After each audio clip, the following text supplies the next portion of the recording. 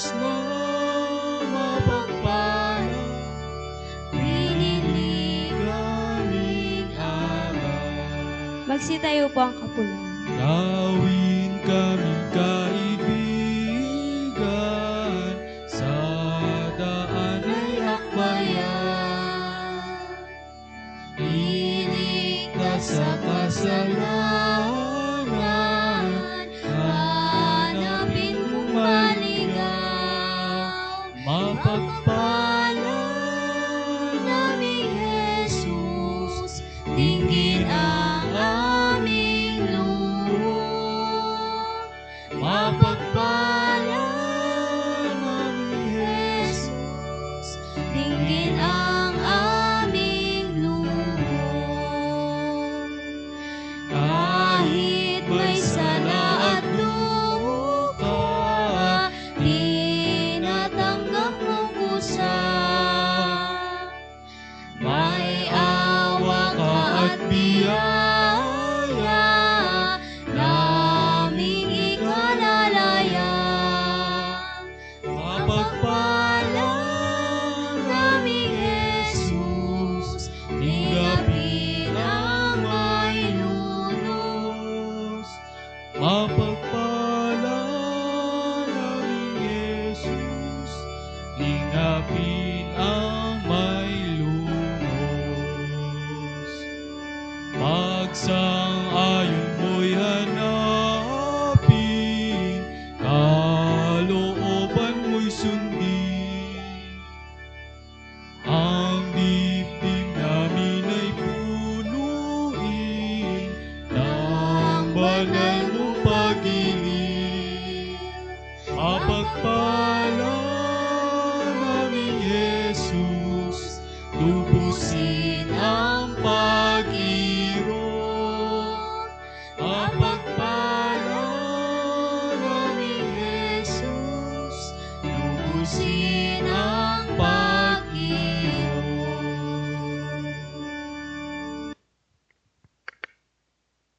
Sabi po sa awit 61 verse 1 hanggang 3.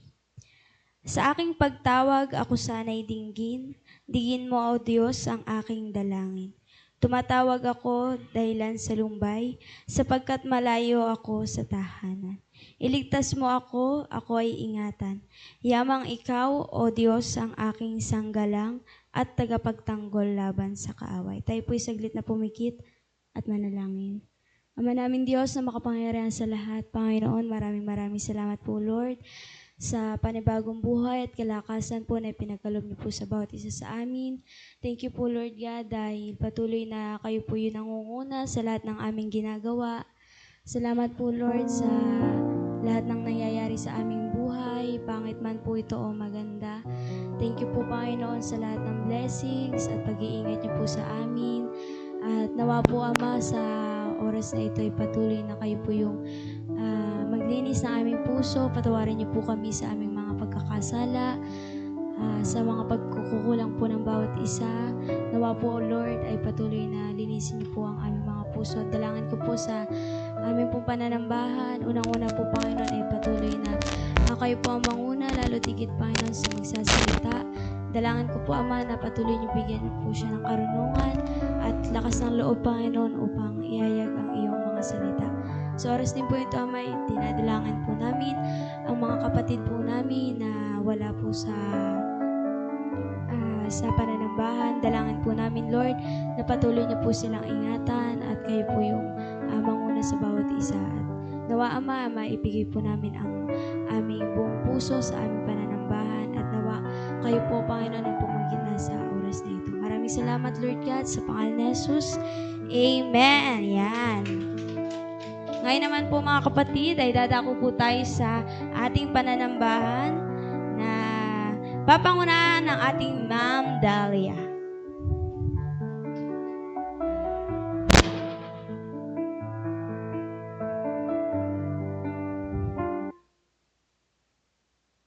Yes, isang mapagpalang umaga mga kapatid, parang mga nanglalambot. Parang kulang sa energy. Kulang sa tulog.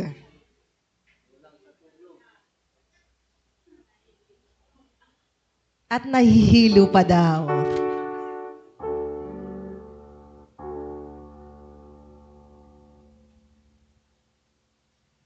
Siyempre, bago tayo magsimula, magbabatian muna po tayo na may mga ngiti sa mga labi. Awitin po natin ang sabay-sabay ang "O Mahal Kita sa Panginoon."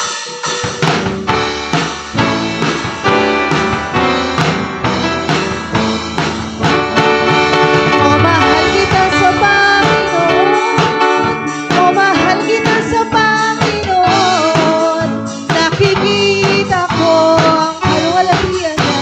O mahal kita sa Panginoon, iniibig kita bilang kapatid, iniibig kita bilang kapatid.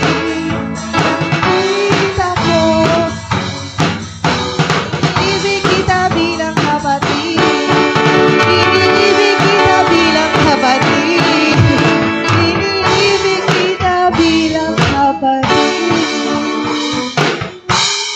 Sige po, bago po tayo magsimula, saglit po tayong pumikit at manalangin. Dakilang Diyos na makapangyarihan sa lahat, Panginoon, marami pong salamat, Panginoon, sa panibagong umaga na ipinagkaloob niyo sa amin. Humihingi po kami, Panginoon, ng kapatawaran sa mga nagagawa naming kasalanan, sa aming mga puso, sa aming mga isip. Tunay nga po, Lord, na linisin niyo po kami, Panginoon. At sa gagawin po naming pag-aawitan, tunay nga po na kayo lamang ang maitaas, maparangalan, Panginoon. At higit sa lahat, ang mga aawitin namin ay inaalay lamang po namin sa iyo, Panginoon. Muli sa iyo ang papurit pagsamba sa oras na ito. Ibinabalik po namin ang papurit pasasalamat sa pangalan mo, Jesus. Ang lahat po ay magsabi ng Amen. Yes po. Sabi nga po sa aklat po ng Korinto 2 Korinto 12, verse 9. Ganito po ang sinasabi, mga kapatid. Ang pagpapala ko ay sapat sa lahat ng pangangailangan mo, lalong nahahayag ang aking kapangyarihan kung ikaw ay mahina. Kaya't buong galak kong ipagmamalaki ang aking kahinaan upang lalo kong madama ang kapangyarihan ni Kristo. Tunay nga po, mga kapatid, na ang Panginoon natin ay sapat at higit pa sa ating mga buhay. Amen po ba? Pumalakpak nga po ng malakas, sabay-sabi ng ating mga labi. Amen. At dahil dyan, sabay-sabay po nating awitin ang sapat na at higit pa.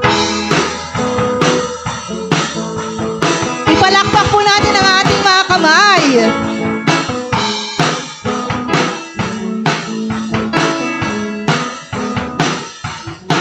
Di mangangamba sa kawalan pagpapala mo, laging lahat di matatakot sa pangarip, pagkat naririyan ka di matitinag, di matitinag sa pagsubok. Ang pagsama mo'y tiyak at lubos, di mapipigil sa pagkat ano daw ang Panginoon?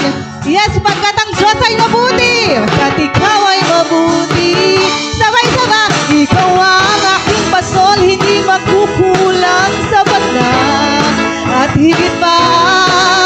Biyaya mo'y sagana at umaapaw, sapat na at higit pa. Sapat na sa lahat kong pangangailangan, higit pa sa lahat kong inaasahan. Wala nang mahilig pa, pagkat ika'y sapat na, ika'y sapat na at higit pa. Yes, mga kapatid, huwag tayong mangangamba dahil ang Panginoon ay sapat at higit pa sa ating mga buhay.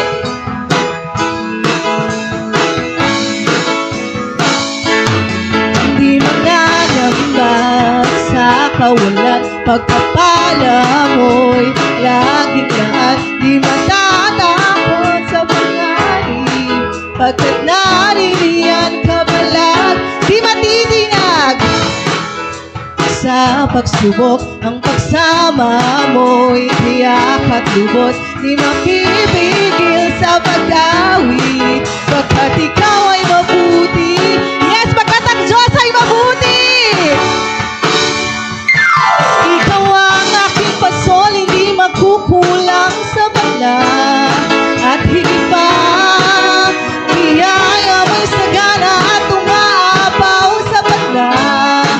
at higit pa, sapat na sa lahat mong pangangailangan, higit pa sa lahat mong inaasahan. Wala nang mahihiling pa, pagkat ika'y sapat na, ika'y sapat na. Ikaw ang aking pastol, hindi magkukulang, sapat na. At higit pa, iyaya mo'y sagana at umaapaw, sapat na. At higit pa, sapat na sa lahat mong pangangailangan, higit pa sa lahat mong inaasahan. Wala nang mahihiling pa, pagkat ika'y sapat na, ika'y sapat na. Ikaw ang aking pasol, hindi magkukulang, sapat na. At higit pa, biyaya mo'y sagana at umaapaw, sapat na. At higit pa, sapat na sa lahat mong pangangailangan, higit pa sa lahat mong inaasahan.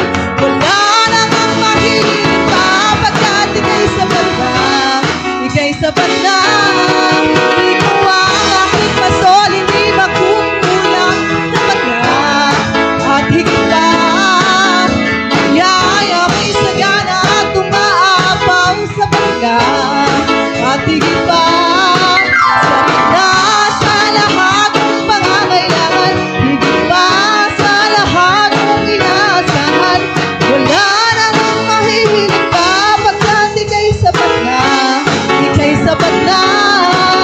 Wala nang mahihiling pa, pagkat ika'y sapat na, ika'y sapat na. Wala nang mahihiling pa, pagkat ika'y sapat na, ika'y sapat na. At higit pa. Yes, patuloy po natin ang awitin ng ating Diyos sa buhay. Awitin po natin ang kasama natin ang Diyos.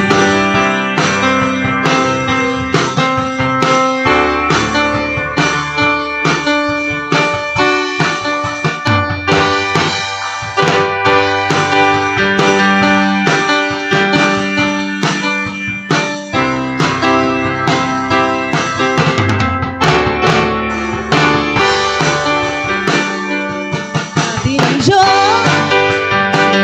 Hindi ako, yes, hindi ako mababalisa. Kasama natin ang Diyos. Kasama natin ang Diyos. Di ako malulungkot. Di ako matatakot. Dahil kasama natin ang Diyos. Minsan pa kasama natin ang Diyos. Kasama natin ang Diyos. Di ako mangangamba. Di ako mabalisa. Dahil kasama natin ang Diyos. Kasama natin ang Diyos. Kasama natin ang Diyos. Di ako malulungkot. Di ako matatakot. Kasama natin ang... Yes, sabay-sabay po tayong dumaan sa ilog. Dumaan man ako sa ilog. Di ako malulunod. Dumaan man ako sa apoy. Di ako masusunod. Kasama natin ang Diyos. Mangangamba.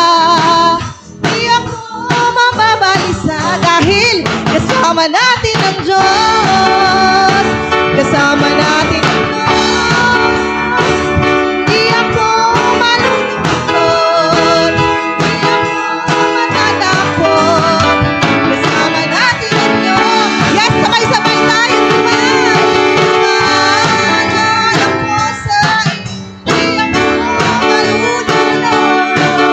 Dumaan man ako sa ilog. Di ako masusunod.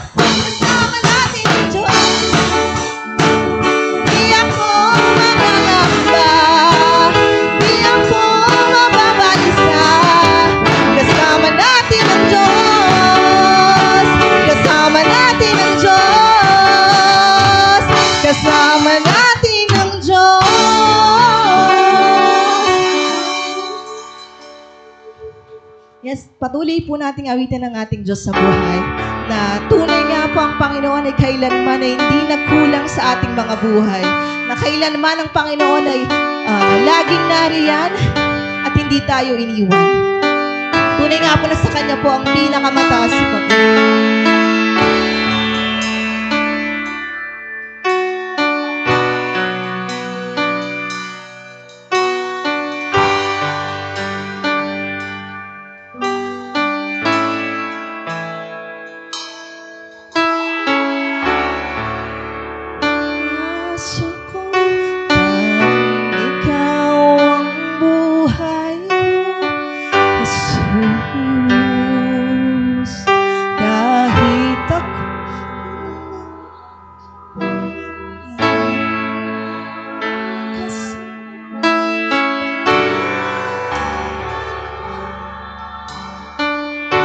Ikaw lang ang pag-asa namin, Panginoon.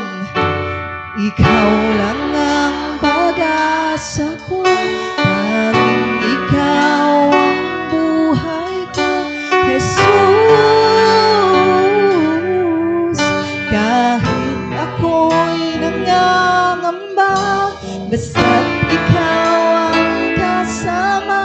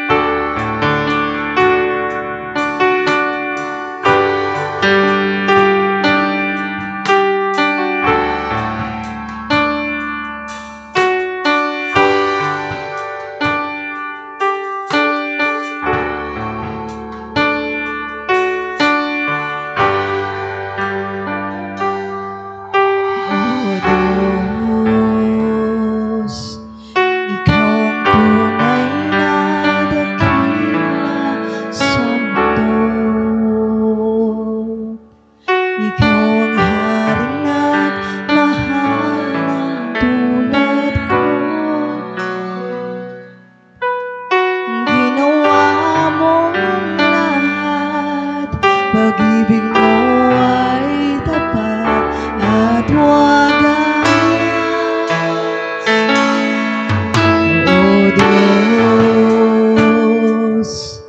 wala nang kapantay sa kabutihan mo. Ang ngalan mo'y itataas sa buhay ko. Sundin ang loob mo, iparinig ang nais ko. Sa lahat ng panahon, Diyos ka sa amin. Sa lahat ng oras, nariyan para sa amin. Panginoong Jesus,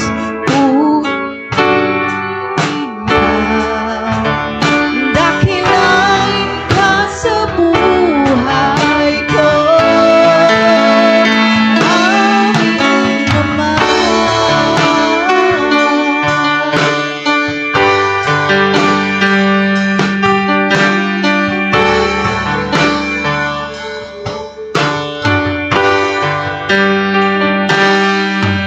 O Diyos, Ikaw ang tunay na dakila sa mundo. Ikaw ang haring nagmahal tulad ko.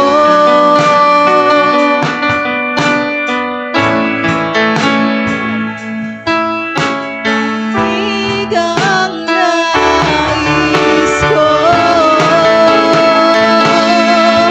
Sa lahat ng panahon, Diyos ka sa amin. Sa lahat ng oras, nariyan para sa amin.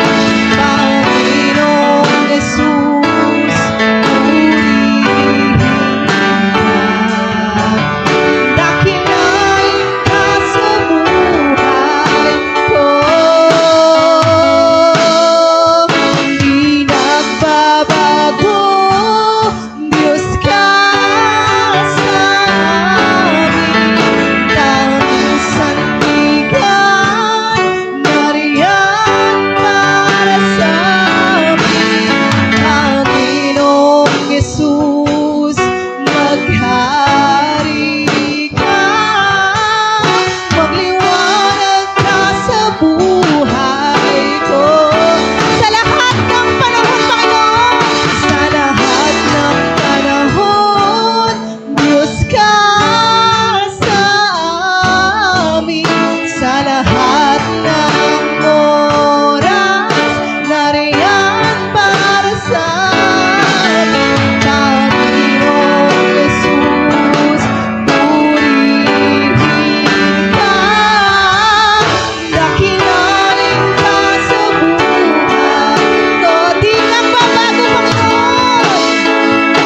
Di nagbabago, Diyos ka sa amin. Tanging sandigan, nariyan para sa amin.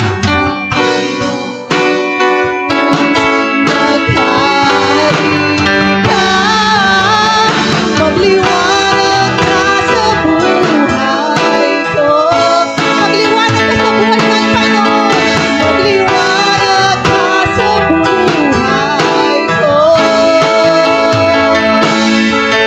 Magliwanag ka sa buhay ko. Amin naman. Sa Diyos po ang papo.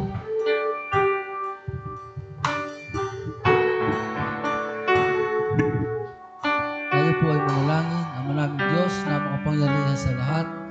Sa umaga pong ito, muli nagpapasalamat kami sapagkat kami ay narito ngayon at patuloy na binibigyan mo ng pagkakataon na ikaw ay aming mapupurihan, masamba at pasalamatan sa Espiritu at katotohanan. Ngayong umaga po, Panginoon, patuloy po kami nagpapasalamat dahil po sa gabi na kung saan kami natutulog, kami po ay palagi niyong iniingatan, kaya taglay namin ang buhay at kalakasan ito.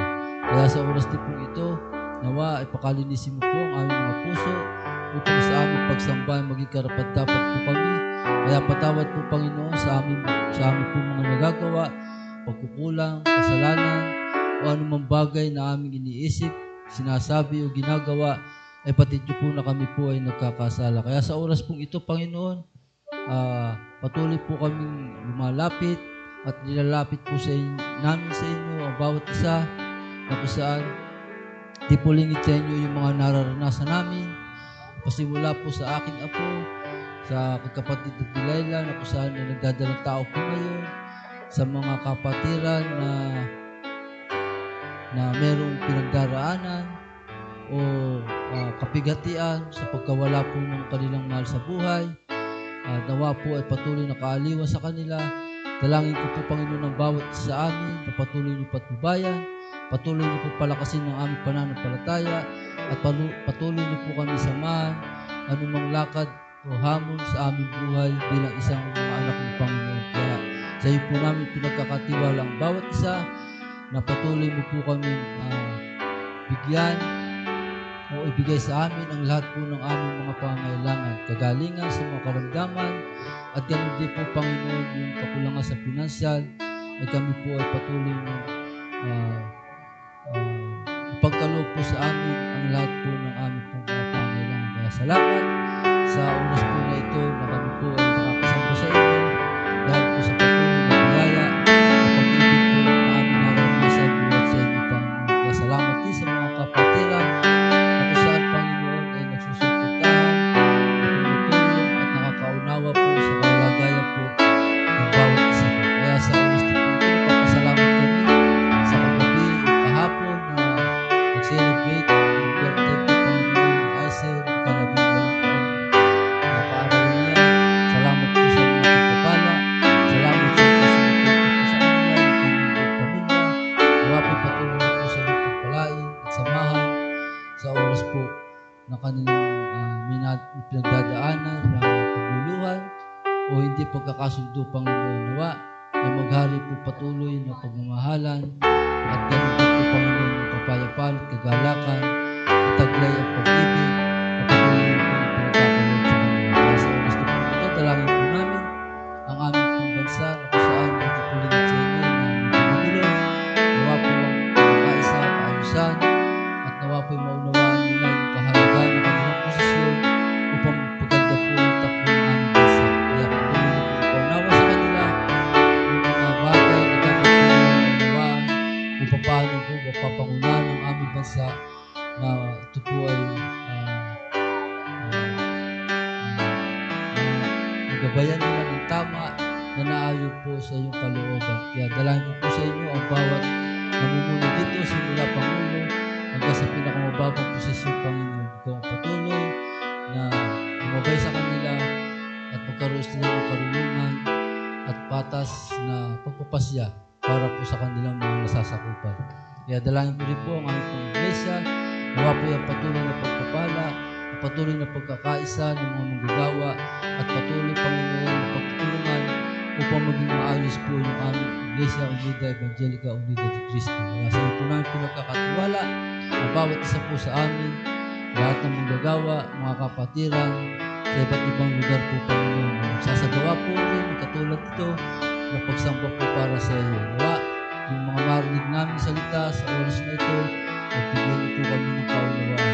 At gamitin niyo po ako upang ipahayag po sa kanila yung mga katotohanan tungkol po sa inyong mga salita. Kaya sa iyo po namin, binabalik ang pinakamataas na papuri at pasalamat sa pangalan ni Jesus. Amen.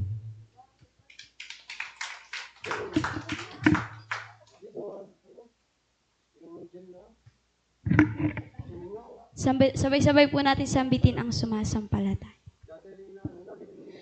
Sumasampalataya ako sa banal na kasulatan, ang kinasihang salita ng Diyos. Walang kamalian at natatanging batayan ng aking pananampalataya. Ito'y binubuo ng 39 na mga aklat sa lumang tipan at 27 mga aklat sa bagong tipan. Sumasampalataya ako sa iisang Diyos na may 3 persona. Diyos Ama, Diyos Anak, at Diyos Espiritu Santo. magkakapantay sa kadakilaan, kapangyarihan at pagkawalang hanggan.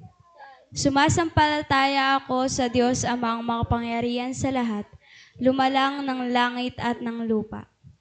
Sumasampalataya ako kay Hesukristo, na anak ng bugtong niya, Panginoon at tagapagligtas natin, na sa iwaga na Espiritu Santo, ipinanganak ng Birheng Maria, nagdamdam ng hirap sa katulad ni Poncio Pilato, ipinako sa krus na matay at inilibing, sa ikatlong araw na buhay sa mga patay, umakyat sa langit at lumuklok sa kanan ng Diyos Amang makapangyarihan sa lahat. Doon magmumula at paririto, upang humukom sa mga buhay at mga patay. Sumasampalataya ako na ang kaligtasan ay biyaya ng Diyos sa pamamagitan ng pananampalataya, na ang biyaya at pananampalataya ay pawang kaloob ng Diyos at wala akong bahagi para sa aking personal na kaligtasan.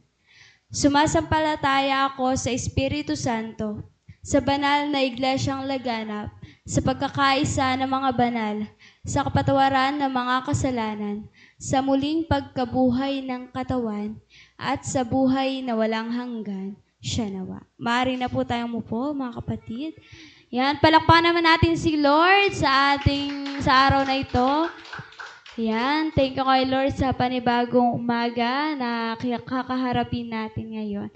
Ngayon naman po, wow, sinuot na niya ang one of her gifts. Wow! Okay, dahil dahil sinuot mo yan, magpatotoo ka na daw. Ayan.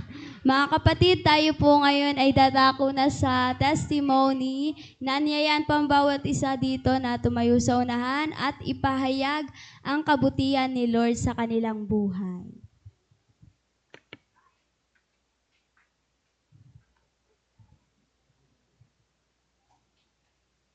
Palakpakan naman natin ng mga kapatid si Lord sa buhay niya.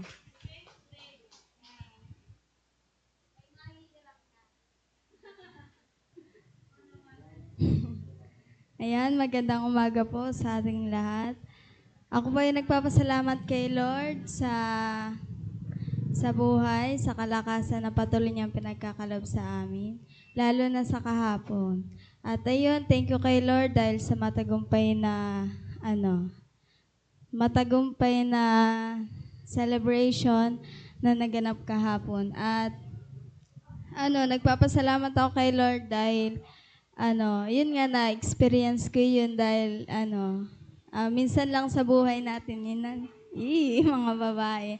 Kaya ayun, thank you kay Lord at thank you rin kay Lord dahil meron siyang ginamit para mangyari yun.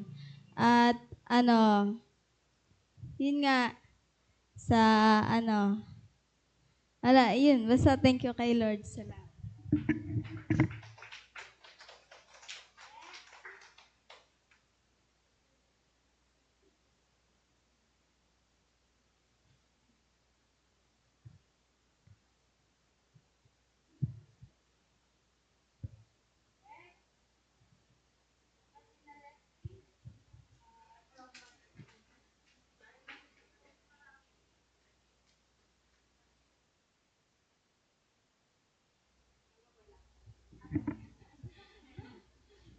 Good morning po sa bawat isa. So thank you po kay Lord sa lahat na nakangiti si Mami. Ayan, salamat sa parang gusto siyang tawagin mamaya. Next na siya. Maganda yung ngiti niya. Ayan, thank you kay Lord sa araw-araw ng buhay. Hindi niya tayo pinapabayaan. Amen po ba mga kapatid? Ayan. Thank you kay Lord sa araw-araw na pag-iingat niya sa atin at sa pag-guide niya sa araw-araw. So, yun nga, pinagpapasalamat ko din po kay Lord. Hindi na muna po ako magre-resign pala. Nalipat po ako dito sa Kabuyaw. So, thank you kay Lord dahil siya talaga yung gumagawa ng kaparaanan para po mas mapalapit. Kasi dito po sa Kabuyaw, sasakay lang ako ng tricycle, tapos bangka, tapos nasa isla na ako. Kumbaga,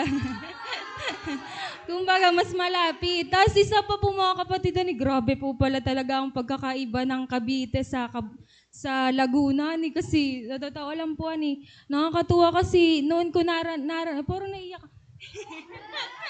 kasi nakaupo lang ako ani ang mga nanay talagang nagano kasi old na siya old center na siya kaya parang kumbagay parang ano na yung mga nanay, mold na, ayun sanay na. Ayun, nakaupo lang ako doon, unlike sa Cavite, lakad-lakad doon, lakad-lakad. Kaya hindi naman nalata sa kulay ko, ani, medyo nangitim ako. So ayun, salamat kay Lord, mga bago kong kasama, mababait din sila, yung mga yung BM na. Hindi naman. Hanggang December lang.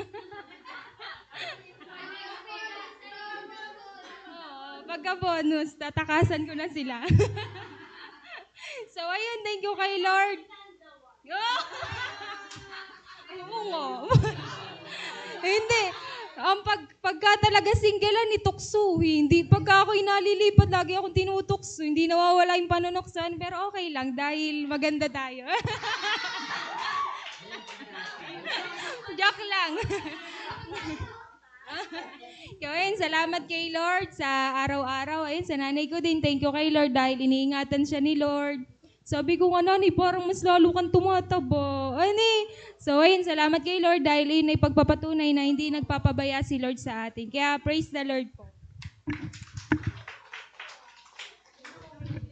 Next.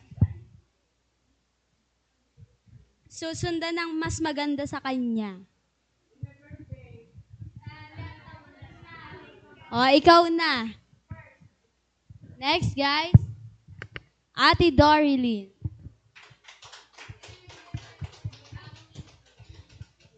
Si Ma'am Dorilyn. 4th year na. Fourth year na nga po.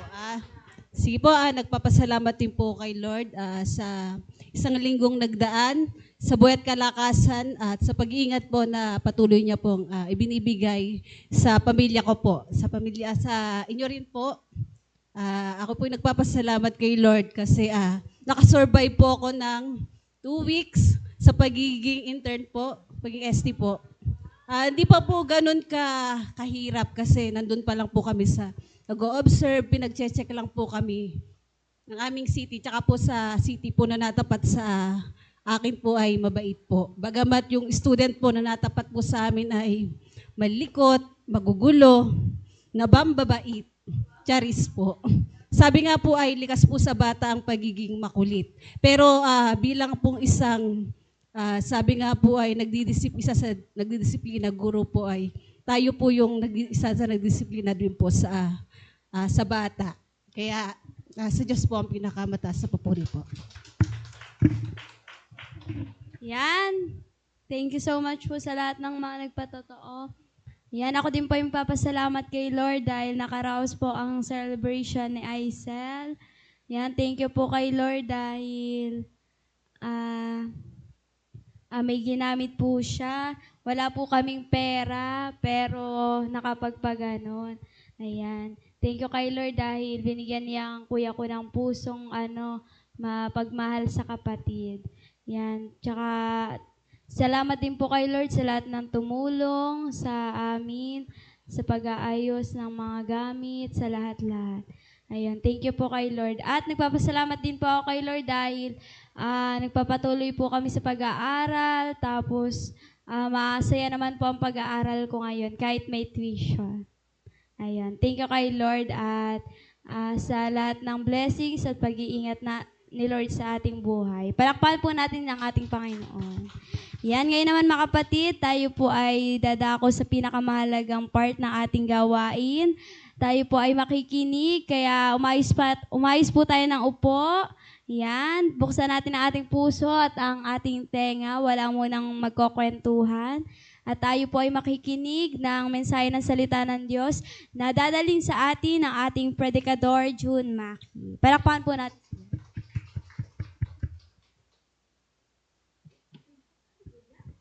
Magandang umaga po sa inyong lahat. Tayo po ay nakakunti ngayon.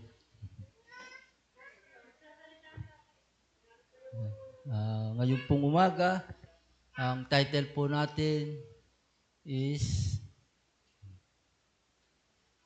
the authority of Scripture. Ang otoridad ng kasulatan. At ito po ay mababasa natin sa 2 Timothy chapter 3, 16 to 17. Tayo po ay magstayo para po sa pagbasa ng kanyang mga salita. Sabi po dito, ang lahat ng kasulatan ay kinasihan ng Diyos at kapakipakinabang sa pagtuturo ng katotohanan, sa pagsaway sa kamalian, sa pagtutuwid sa ligong gawain, at sa pagsasanay para sa matuwid na pamumuhay, upang ang likod ng Diyos ay maging ganap at handa sa lahat ng mabubuting gawain. Salamat po, Panginoon, sa iyong mga salita na aming po nabasa at narinig. Nawa po, Panginoon, ito po ay aming lubusang maintindihan. Kaya pagkalooban niyo po kami ng kaunawaan at karunungan para po sa mga oras na ito. Nawa magipagpapala po ito sa bawat isa at magamit namin sa aming buhay pananampalataya. Sa iyo po, papuri at pasalamat sa pangalan ni Jesus. Amen. Pwede na po tayo po. The authority of Scripture. Ito po ay, sabi po dyan sa ating intro, ito po ay sinulat ni Timoteo, sinulat ni Pablo na ang Timoteo po bilang kanyang huling liham habang siya po ay nakakulong sa Roma. Patid niyang malapit na po yung kanyang kamatayan. At kaya po si Timoteo ay naiwan po doon sa Efeso. Dito po ay makita po natin na hinarap po ni Timoteo yung mga bulaang propeta o yung mga bulaang turo o maling katuruan. Ito po ay hinarap din po niya yung mga lumalalang kasamaan. Ganon din po yung mga lumalaki pag-uusig po sa iglesia po nila doon. Kaya sa panahong puno ng kawalan, sa panahong hindi talagang nahihirapan, si Pablo po ay tinutugunan niya yung mga suliranin po ng iglesia po doon. Kaya ipinagtatanggol niya yung mga bagay na nananatili kahit siya po ay talagang ipinapahayag niya na siya po ay malapit nang mawala o mawawala na. Hindi niya itinuro kay Timoteo na sa mga bagong pamamaraan. May mga bagong pamamaraan po kasi, pero hindi po niya itinuro yun, kundi itinuro niya yung pamamaraan sa pamamagitan ng karunungan na nagbubuhat po sa salita ng Diyos. Ito po ay isang bagay na naibigay niya kay Timoteo, yung pagbabago na ang kasulatan. Sa pamamagitan ng kasulatan, ito po yung salita ng Diyos. At ang katatagan po ng kasulatan, ang katatagan ng kasulatan ay hindi nakasalalay sa karunungan ng tao, kundi sa banal na kapahayagang ipinapahayag at iniingatan ng Diyos. Sabi po diyan, kung bakit po ay dahil ang kasulatan ay hinihingan ng Diyos, dahil ang kasulatan ay hiningahan ng Diyos. Ito ang kanyang ganap na otoridad at sapat na kapahayagan upang hubugin, upang ituwid, at upang ihanda ang kanyang bayan para sa bawat mabuting gawa. At ang tipong tanong, ito po ang tanong, bakit dapat manatiling ang kasulatan, ang ganap at sapat na pamantayan ng mananampalataya sa buhay at ministeryo?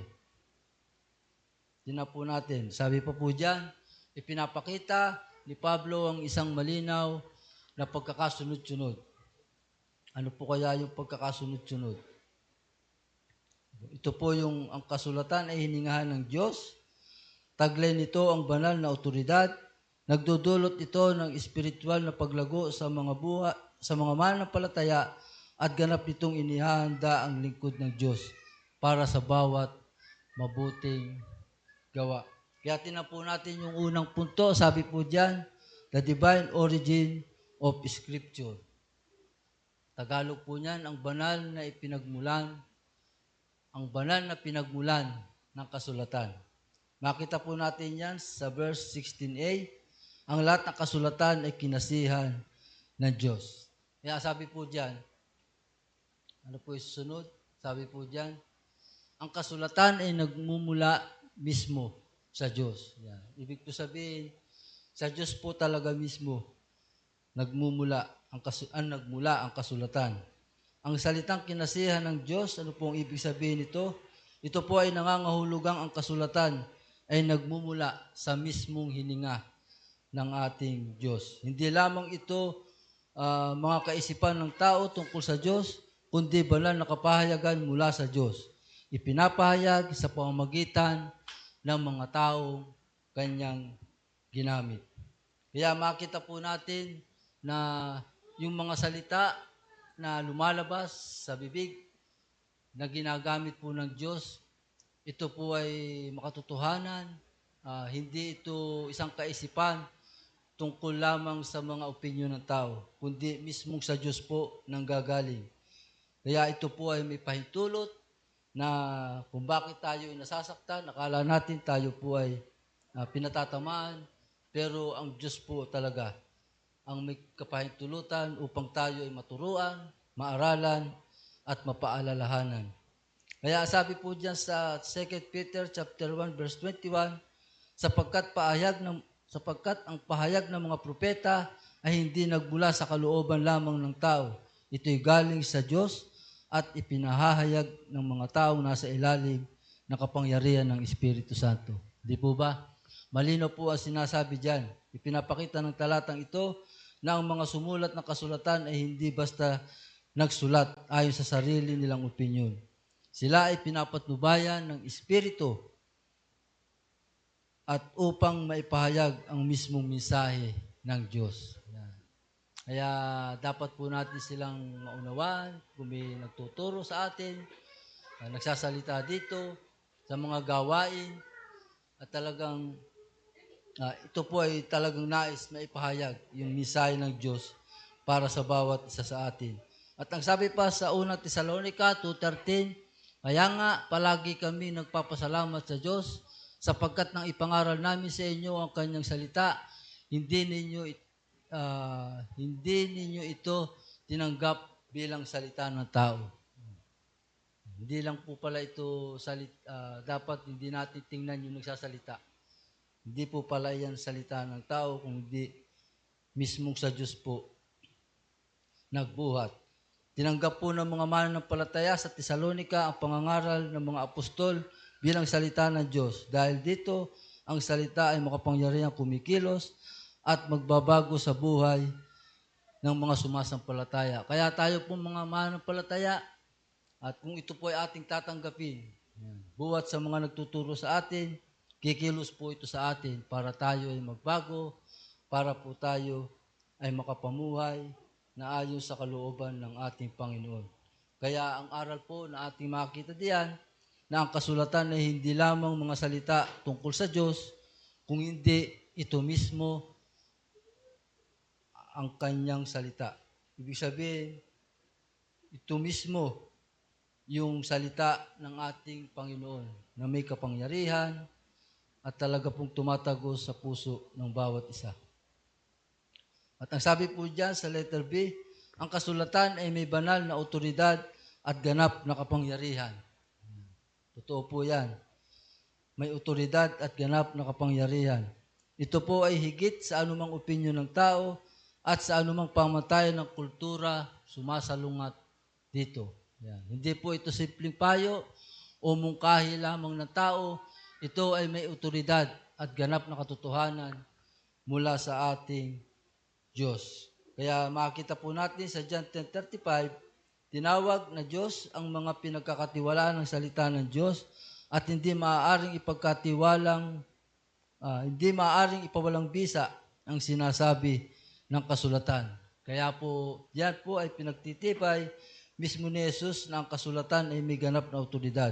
At hindi maaaring pawalang saysay ang anumang sinabi ng Diyos ay nananatiling totoo at may bisa magpakailanman. Ayan. Hindi po talaga ay nawawala. Laging may bisa, laging may kapangyarihan para po tayo ay maturuan at mapaalalahanan. Sabi pa po sa Isaiah 40 verse 8, ang salita ng Panginoon ay mananatili magpakailanman. Totoo po Talagang mananatili po magpakailanman. Ang lahat ng mga bagay sa mundong ito ay lumilipas, ngunit ang salita ng Diyos ay hindi nagbabago. Ito ang maasahang pamantayan ng katotohanan sa lahat po ng pagkakataon. Kaya ang salita po ng Panginoon talaga ay mananatili magpakailanman. Mawawala ang lahat, pero ang salita ng Diyos ay mananatili. Kaya po sa mga oras po ito, na ang anumang sinabi ng Diyos ay hindi maaaring baguhin o pawalang bisa ng tao. Walang pwede mapagbago. Kaya pagka nabago po yan, mali na po. Kaya dapat anuman ang nasa Biblia o nakasulat dito, ito po dapat ay hindi babaguhin. Kung hindi talagang patutuhanan natin na ito po ay galing sa ating Panginoon. At diyan po sa pangalawa, the transforming work of Scripture. Yan. Ang nagpapabagong gawa ng kasulatan. Sabi po sa 16b, at kapakipakinabang sa pagtuturo ng katotohanan, sa pagsaway sa kamalian, sa pagtuwid sa likong gawain, at sa pagsasanay para sa matuwid na pamumuhay. Sabi po dyan sa yan. Itinatag nito ang tamang doktrina at nagtuturo ng katotohanan. Ito po kasi yung pundasyon natin para tayo po ay ang pananampalataya po natin ay maging tama. Dito natin nalalaman ang katotohanan tungkol sa Diyos. Diba? Dito rin natin nalalaman yung katotohanan tungkol sa kaligtasan at kung paano po tayo makakapamuhay. Kaya dapat po yung doktrina, alam po talaga natin.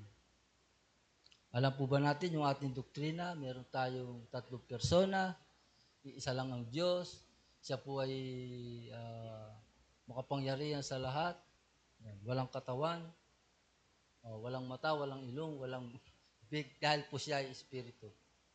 Yan po yung ating isa sa mga doktrina po natin na dapat po nating panghawakan na si Jesucristo lamang. Ayan, si Jesucristo lamang ang dapat nating isang palatayanan at hindi sa pamumuting gawa para tayo ay maligtas. Kaya si Kristo po lamang ang daan para po tayo ay magkaroon ng kaligtasan. Sabi po dyan sa A, tama po ba? Ayan. Tapos dito po sa B,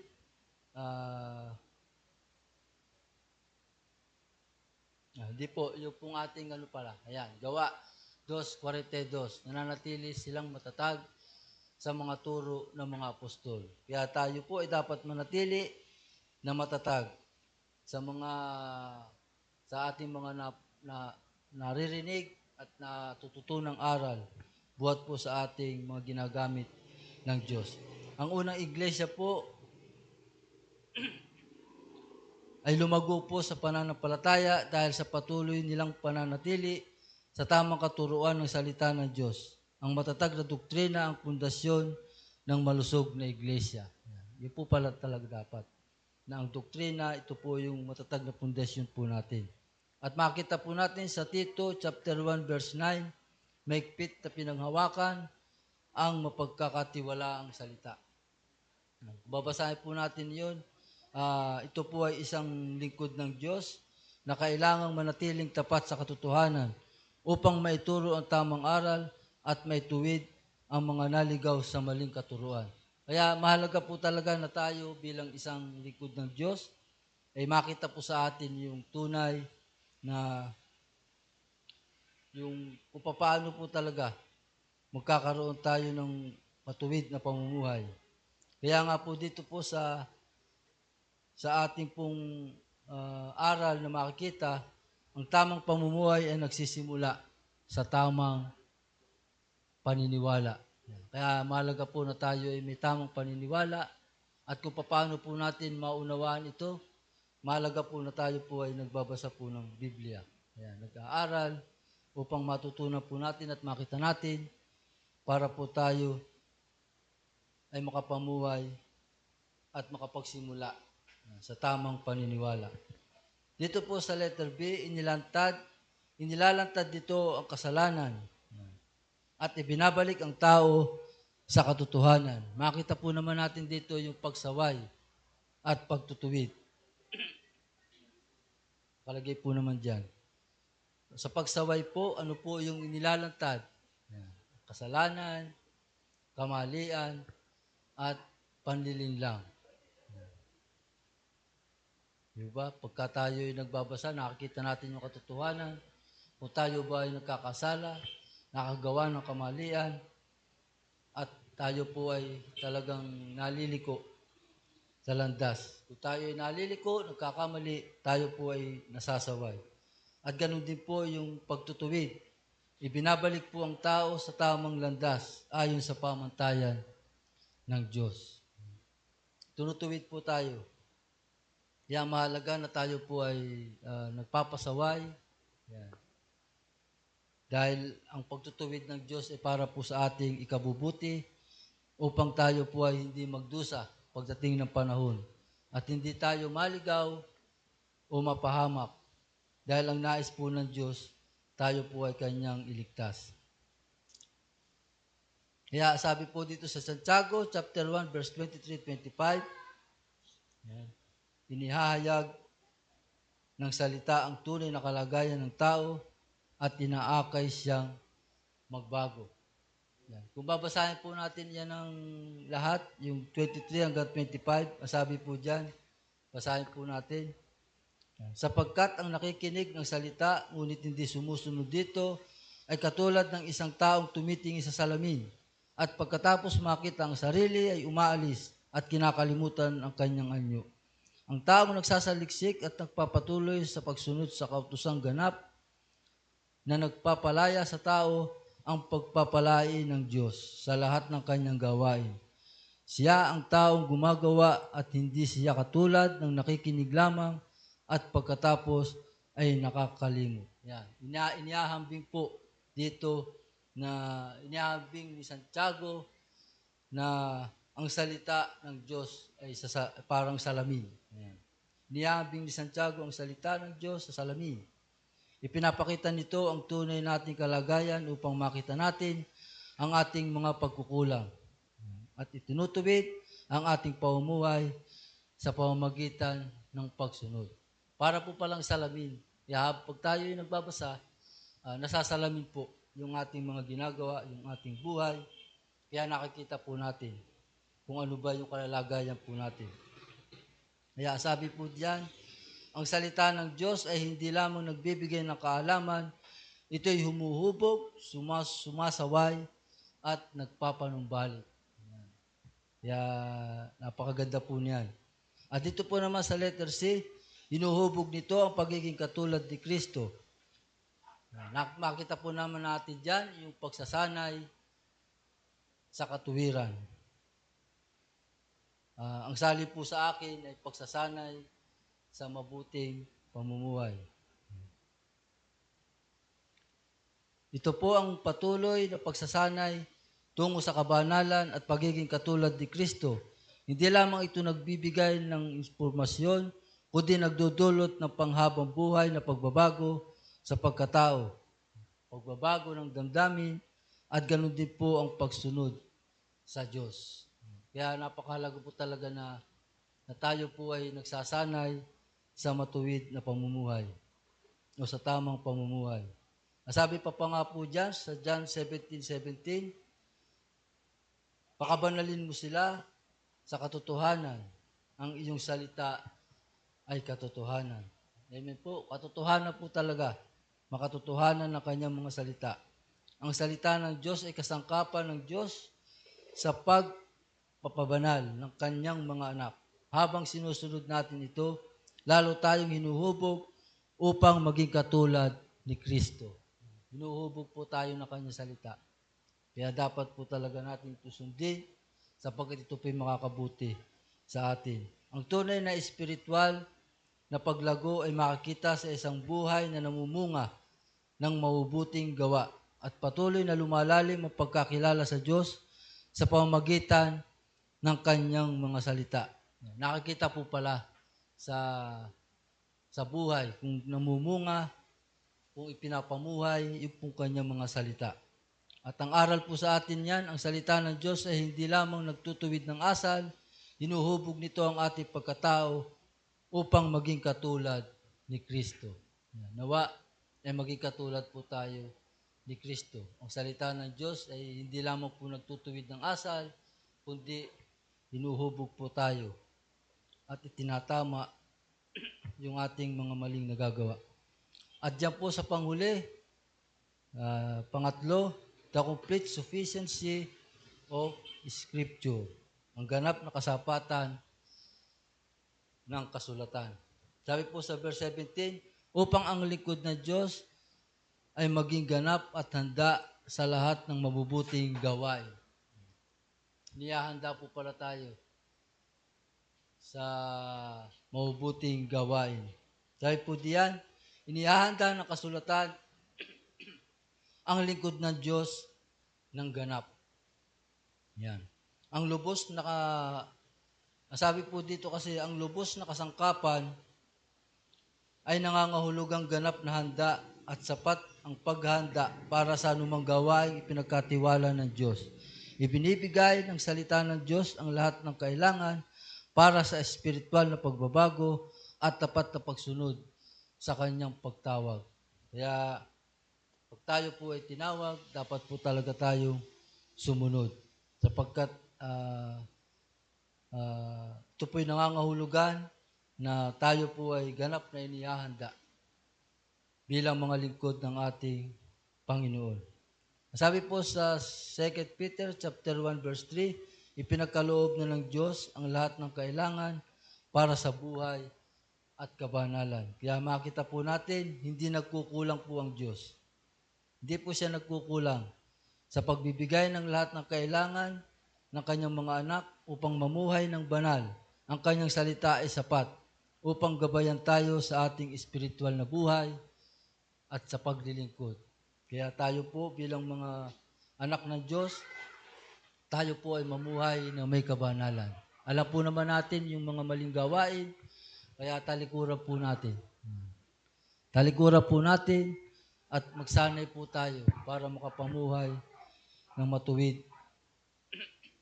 Kaya sa oras pong ito, sabi pa sa awit 119 verse 105, ito po ay kabisado po ni Ate Sharon. Diba, ang salita ay tanglaw. Kaya ang salita po ng Diyos ay ilawan po ng ating mga paa at liwanag ng ating landas. Yan. Ginagabayan po ng salita ng Diyos ang bawat takbang nating mga mananampalataya. Nagbibigay ito ng kaliwanagan sa mga desisyon at direksyon sa tamang landas. Yan. Tinatama po ang ating landas. Binibigyan po niya tayo ng tamang direksyon para po tayo makapamuhay ng ayon sa kanyang kalooban. At aral po nito sa atin, hindi kailanman tinatawag ng Diyos ang kanyang mga lingkod nang hindi sila lubos na sinasangkapan sa pamamagitan ng kanyang mga salita.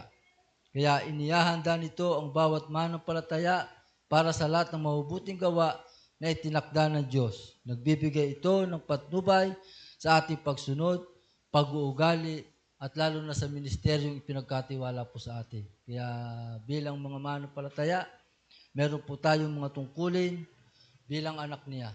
Dapat po natin siyang sundin at dapat po tayong magbago. Yan. Bilang iniibig ng Diyos, patunayan din po natin na iniibig natin siya sa pamamagitan ng pagsunod at pagbabago. Sabi pa nga po sa Efeso chapter 2 verse 10, tayo nilalang kay Kristo Jesus para sa mabubuting gawa na inihanda niya. Kaya ang kaligtasan ay hindi bunga ng mabubuting gawa, ngunit ang naligtas ay nilikha upang mamuhay sa paggawa ng mabuti. Ayan. Bunga po yan ng ating pananampalataya. Kaya po tayo nakakagawa ng mabuti. Ang kasulatan ang naghahanda sa atin upang maisagawa ang mga layunin ng Diyos para sa atin. Sabi pa nga po sa Josue 1:8, kabisado na po natin yan. At ang paliwanag po rin, ang pagsunod sa salita ng Diyos ay nagdudulot ng katatagan at tagumpay sa buhay. Kaya kung sino po rito ang gustong magtagumpay, yan. Kay Josue po ay walang ibinigay na estratehiya, kundi ibinalik siya sa salita ng Diyos. Ano ang sabi doon? Pagbulay-bulayan mo, yan, upang maganap mo ang lahat na nakasaad doon at magtatagumpay ka. Kaya magtatagumpay po pala tayo kapag ang salita ng Diyos yung lagi nating babalikan. Hindi yung ano-ano mang estratehiya.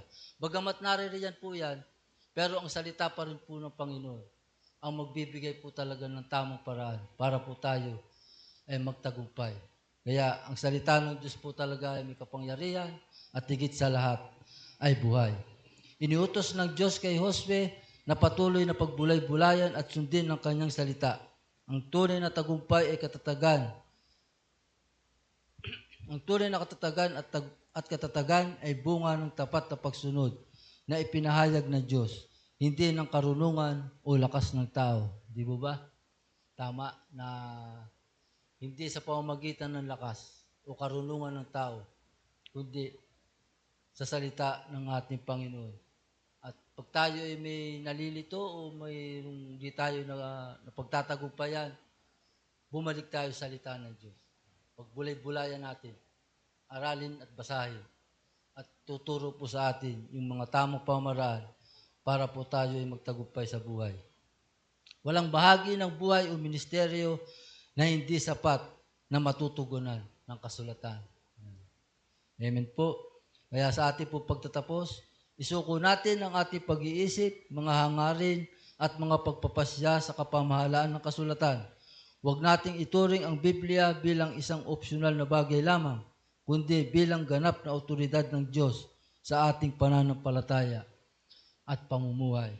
At ang panghuli, mga kapatid, naway patuloy nating binabasa ang kasulatan, pinag-aaralan, pinaniniwalaan, sinusunod at ipinamumuhay ito araw-araw upang maging handa sa bawat mabuting gawa na ipinagkatiwala sa atin ng Diyos. Yun lamang po at tayo po nawa ay pagpalain at siya lamang po ang ating mapapurihan at papasalamatan sa umagang ito. Maraming po salamat.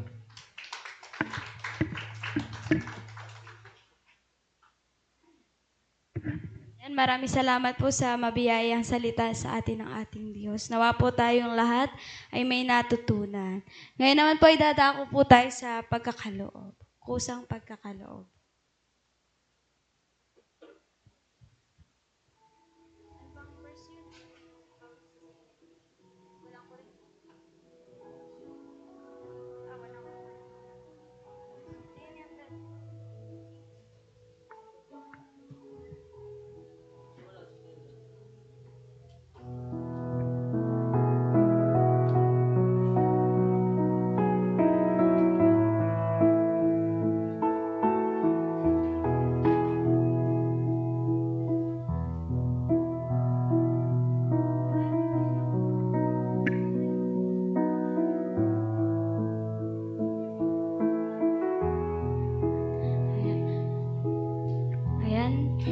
Tayo pong lahat ay tumayo. Awitin po natin ang Ama'y Tanggap.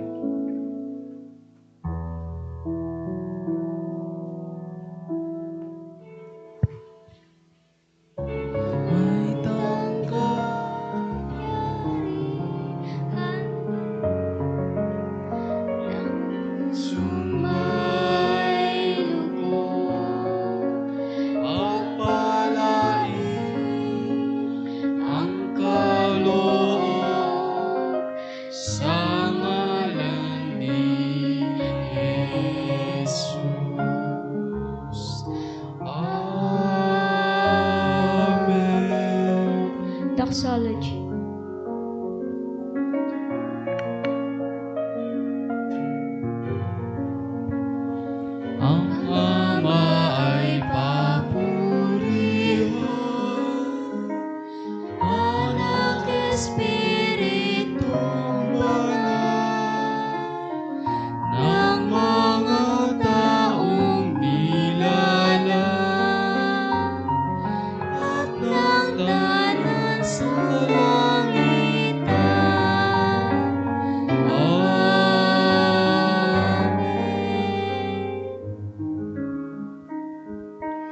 Panginoon, maraming po salamat sa aming pong gawain na katatapos lamang.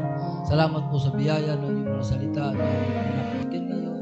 At nawa po ito'y maging pagpapala po sa bawat isa. At sa aming po pasamantalang pag-iwalay, nawa po igawad niyo po sa amin yung masaganang basbas. Mga kapatid, tagapin natin ang pag-ibig ng Diyos Ama, ang pagpapala ng ating Panginoon sa Kristo, at ang pakikipisan ng Santong Espiritu, simula ngayon at magpakailanman. Amen.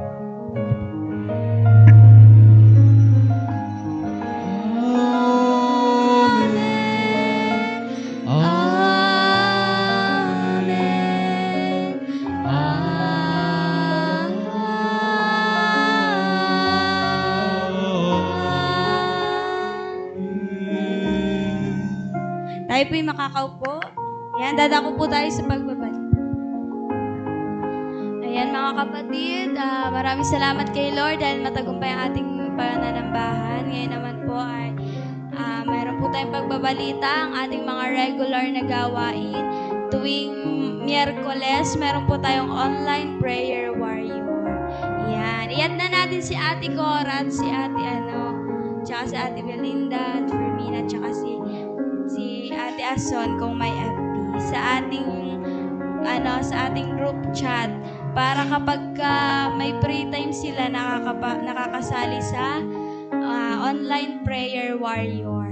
Next po, yan, every Friday meron po tayong prayer meeting. Punta lang po kayo dito sa church tuwing 7:30 p.m. Next, every Saturday naman po, meron tayong mission visitation sa dako ng Kinabuogan. Morning po ito. And after that, worship teams practice, 6 p.m. Next, tuwing Sunday po, Sunday school, 8 a.m. Sunday service, 9 a.m. Yan. After service, kababaihan, gawain. Tsaka 3 p.m., children's ministry. At 5:30 po ay youth ministry. Yan. Meron pa po ba tayong karagdagan na pagbabalita? Predicador?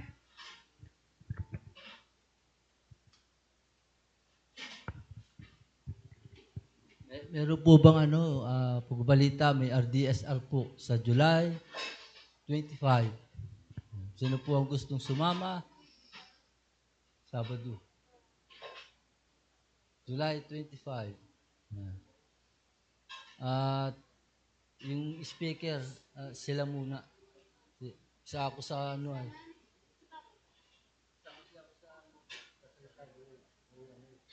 kailangan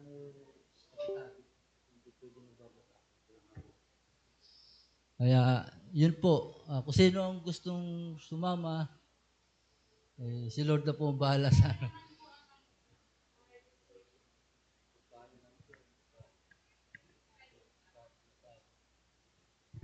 Yan. Yun lamang po. At sa Sabado nga po pala may mentoring ulit. Yan.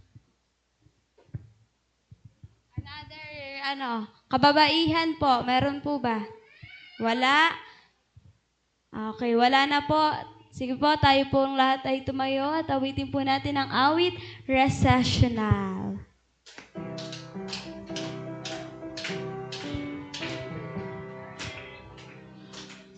Ang Diyos ay sumatitila hanggang muling pagkikita. Taglayin mo ang lingap niya at ang lakbayin mo'y giginhawa. Sa muli nating pagkikita sa paanan ni Jesus. Sa muli nating pagkikita, patnubayan ka nawa ng Diyos. Amen. Happy Sunday, everyone.